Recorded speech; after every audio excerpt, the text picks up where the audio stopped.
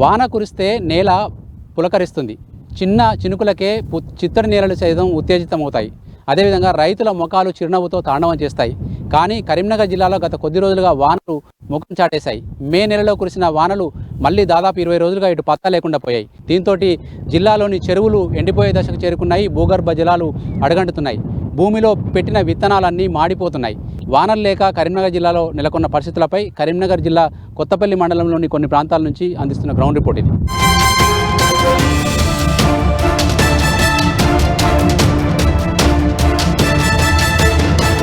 రోహిణీ కార్తెలోనే పలకరించిన వరుణదేవుడు తర్వాత ముఖం చాటేశాడు. మే నెల రోహిణీ కార్తె సగం పాదంలో కరీంనగర్ జిల్లా వ్యాప్తంగా కూడా మంచి వర్షాలు పడ్డాయి. అక్కడక్కడ భారీ వర్షాలు కూడా నమోదైనాయి. దీంతో రైతులు వానాకాలం వచ్చినట్లేనని భావించి చాలా చోట్ల విత్తనాలు పెట్టేశారు. ముఖ్యంగా పత్తి ఎక్కువగా సాగయ్యే కరీంనగర్ జిల్లాలో పత్తి విత్తనాలు వేసిన రైతులు మళ్ళీ వానల కోసం ఎదురు చూస్తున్నారు. ప్రజెంట్ చూడొచ్చు మనం కరీంనగర్ జిల్లా కొత్తపల్లి మండల కేంద్రంలోని ఒక పత్తి చేను దగ్గర ఉన్నాం. దాదాపు ఇది 13 ఎకరాల విస్తీర్ణంలో దున్ని విత్తనాలు కూడా పెట్టి సిద్ధం చేసి ఉన్నారు. కానీ విత్తనాలు ఎక్కడా మొలవలేదు. కానీ ఇక్కడ ఒక సాలు చూడొచ్చు, ఒక సాలు మాత్రం పత్తి విత్తనాలు మొలిసినాయి. ఎందుకంటే ఇక్కడ పక్కనే వ్యవసాయ పంప్ సెట్ మీద అక్కడ కాళ్ళు కడుక్కోవడానికి మోటార్ ఆన్ చేసినప్పుడు ఒక నీళ్లు ఇక్కడ పారి ఈ విత్తనాలు మాత్రం మొలకెత్తినాయి.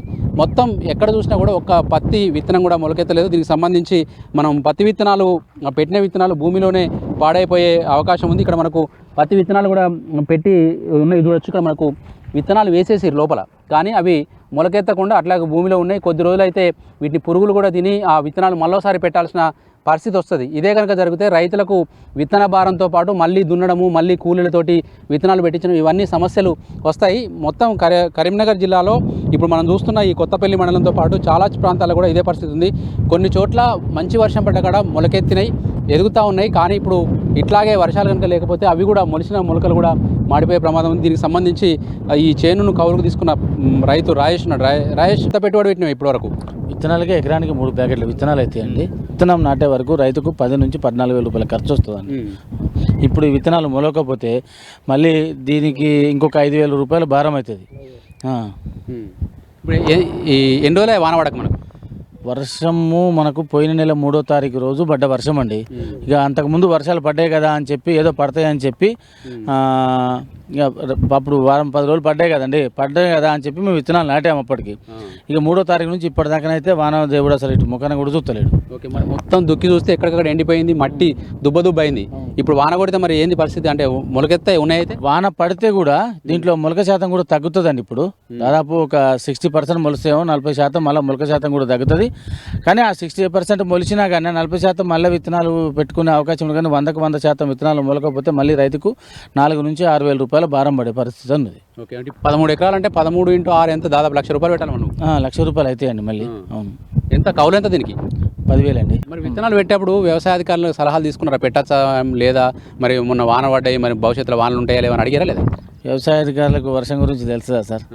అంటే అడుగుతారు కదా, అంటే మీరు భూమి పదనెక్కేదాకా లేకుంటే ఒక 2-3 సెంటర్లు మంచి వర్షం పడేదాకా పెట్టద్దని చెప్తానే ఉన్నారు. మీకు తెలియదు? మొన్న వర్షం పడిందండి. వర్షం పడి భూమి అంతా నానిపోయింది, దానికి తగ్గట్టుగా నానిపోయింది.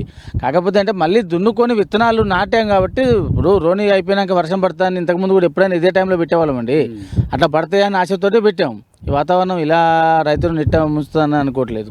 ఈ భూమిలో పెట్టిన విత్తనాలు ఎన్ని రోజులు అట్లా సేఫ్గా ఉంటాయి? ఇప్పుడు మనం వాన కొట్టకుండా 10-15 రోజులు ఉంటాయా? ఉంటాయండి. వారం నుంచి 10-15 రోజుల దాకా ఉంటాయి. తర్వాత ఏమైందంటే సార్, ఆ ఎండకు ఆ పైన ఉన్న గౌజు కూడా పోయి పురుగులు తినే పరిస్థితి ఉంటుందండి. అది ఇప్పుడు పెట్టే రోజులైంది. పెట్టి 8వ తారీఖు పెట్టానండి. 8వ తారీఖు అంటే ఇలా 18వ తారీఖు. ఇలా 10 రోజులు అవుతుంది. ఇంకా 3-4 రోజుల్లో కొట్టకపోతే ఏంది పరిస్థితి? ఇంకా 3-4 రోజుల్లో కొట్టకపోతే మళ్ళీ దున్ని మళ్ళీ విత్తనాలు పెట్టుకోవటం. పత్తితో పాటు మొక్కజొన్న పెట్టారు. కొన్ని చోట్ల వరి నార్లు అలుకోవడానికి సిద్ధమవుతున్నారు. వీళ్ళందరూ కూడా ఇప్పుడు వాన కోసం ఒక చకోర పక్షిలాగా ఎదురు చూస్తున్న పరిస్థితి కనిపిస్తూ ఉంది.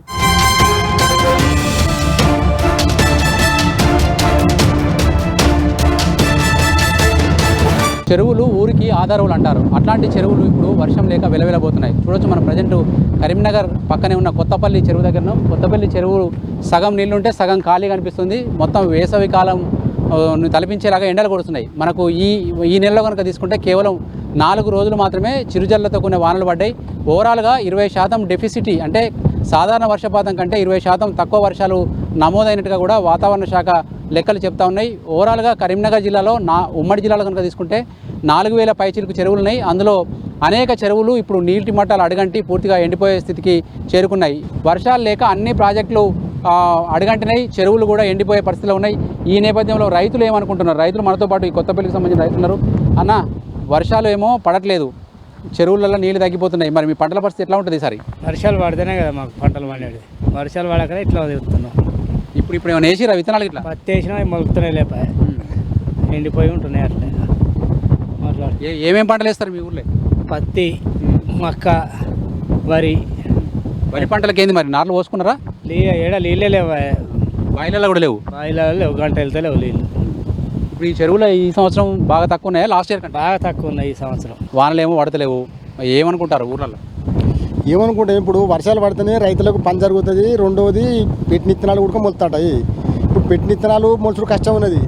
అచ్చరాని జల్లులు పడ్డాయి, లైన్లో ఎక్కువ 2 మొలకలు కనబడుతున్నాయి. మిగతా విత్తనాలు కూడా ఉన్నాయా పోయినా తెలియని పరిస్థితి. అట్లా ఈ వర్షాలు లేక ఇప్పుడు పొలాలు కూడా వెనక అవుతుంది. మీ ఊరు చెరువు కింద ఎంత ఉన్నది ఆయకట్టు? మా చెరువు కింద దాదాపు 400 ఎకరం ఉన్నది. దీని పార్క 400 ఎకరాల పార్క ఉన్నది. కాకపోతే ఇప్పుడు నీళ్ళు లేవు కదా మేము. అప్పుడు చెడు కూడా వానాలు అవి. అప్పుడు రైతులకు వడ్లు ఉంటే సెంటర్లలో అప్పుడు వర్షాలు పడ్డాయి, ప్రతిరోజు వర్షం పడుతుంది. అప్పుడు ఇప్పుడు వర్షాకాలంలో వర్షం పడతలేదు. ఏమేమి వేసిరు? పత్తి వేల కానీ పొలం చేసిన నారు పోతుంది, బాయిలలో నీళ్ళు. సన్నట్లా? సన్నట్లు ఇప్పుడు మరి కొన్ని రోజులు ఆగచ్చా? ఇప్పుడు వాతావరణం చూస్తే మనకు జూన్ నెల ఆఖరికి వచ్చేసినాం. ఇప్పుడు సన్నపైకి ఆగరాదు. ఇప్పుడు మోటార్లు కోసుకుంటేనే అప్పటికి చలికి మోటార్లు వస్తుంది. ఇప్పుడు కోసుకుంటే తోటి ఇంకా 4 వద్దులు వచ్చినా వెళ్తుంది. సన్నవాట్లకు నష్టం అవుతుంది. ఇప్పుడైతే లేట్ అయిందంటవా? లేట్ అయింది. ఇప్పుడు ఏంది మరి చెరువు నీళ్ళు ఇంతే ఉండేనా లాస్ట్ ఇయర్? అప్పుడు ఫుల్ ఉండే నీళ్ళు, ఇప్పుడు తక్కువ అయిపోయినాయి నీళ్ళు. ఇది చెరువు ఎండిపోతే కనుక భూగర్భ జలాల మీద కూడా ప్రభావం పడుతుంది. ఇప్పటికే భూములలో బావులలో ఉన్న నీళ్లు సరిపోవట్లేదని చెప్పి రైతులు చెప్తా ఉన్నారు. ఒకవైపు వర్షాల కోసం ఎదురు చూసి స్టార్టింగ్లో పడ్డ వానలు చూసి విత్తనాలు పెట్టుకున్నాం, అవన్నీ కూడా మాడిపోతున్నాయని చెప్పి చెప్తా ఉన్నారు ఇక్కడ రైతులు. కానీ ఇప్పుడు ఆలస్యమైంది కాబట్టి ఈసారి సన్నవర్ల మీద కూడా ప్రభావం పడుతుందని చెప్పి ఇక్కడ రైతులు చెప్తా ఉన్నారు.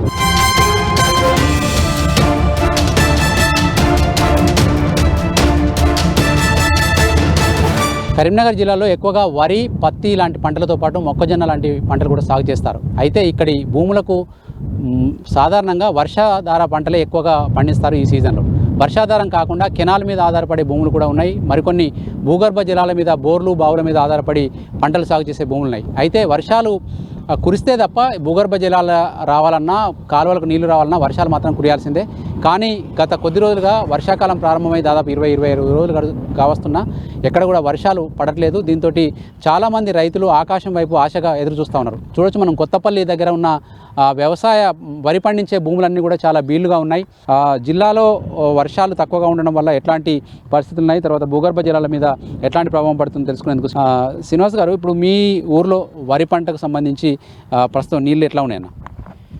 ఏదైనా కానీ వర్షాలు పడితేనే బావులలో నీళ్ళు వస్తాయి. ఇప్పుడు మనము ఈ వాగుల పక్కపంటి, కినాల పక్కపంటి ఉన్న బావులలో మాత్రం నీళ్ళు కనబడుతున్నాయి. ఒక్కసారి నీళ్లు ఇట్లా మనం పొలానికి పెట్టి పొలం దున్నడం చాలు చేస్తే మాత్రం మళ్ళీ ఊరడం కష్టం అవుతుంది. ఎందుకంటే వర్షాలు పడితేనే భూమిలోకి ఇరుకుతాయి కాబట్టి వాటర్ స్టోరేజ్ పెరుగుతుంది. ఇప్పుడు ఎక్కడ సుతా మనము నీళ్ళు అనేది 2 నెలల నుంచి వాటర్ పెట్టలే కాబట్టి ఆ బావిలలో నీళ్ళు అట్లనే ఉన్నాయి. ఒకసారి నీళ్ళు దంగొచ్చినామనుకో నీళ్ళు మళ్ళీ ఊరవు, కష్టం అవుతుంది. వర్షాలు అయితే ఖచ్చితంగా పడాలి, వర్షాలు పడితేనే వాటరు. ఓకే, ఇప్పుడు ఈ వరి నారు చిన్న అడిగి పెట్టారు కదా, ఇప్పుడు ఈ వరి నారు ఎదిగేసరికి బాయిల నీళ్ళు సరిపోతాయా? వానలు పడపోతాయి? వర్షాలు పడాలి, వర్షం పడపోతే ఇది నార్మల్గా సుతా వచ్చే ఆస్కారం ఉండదు. ఎందుకంటే ఇలా పెట్టినామా మళ్ళీ 2 డేస్ ఆగి మళ్ళీ పెడతాము అట్లా రోజు నీళ్ళు అనేది తక్కువ అవుతాయి.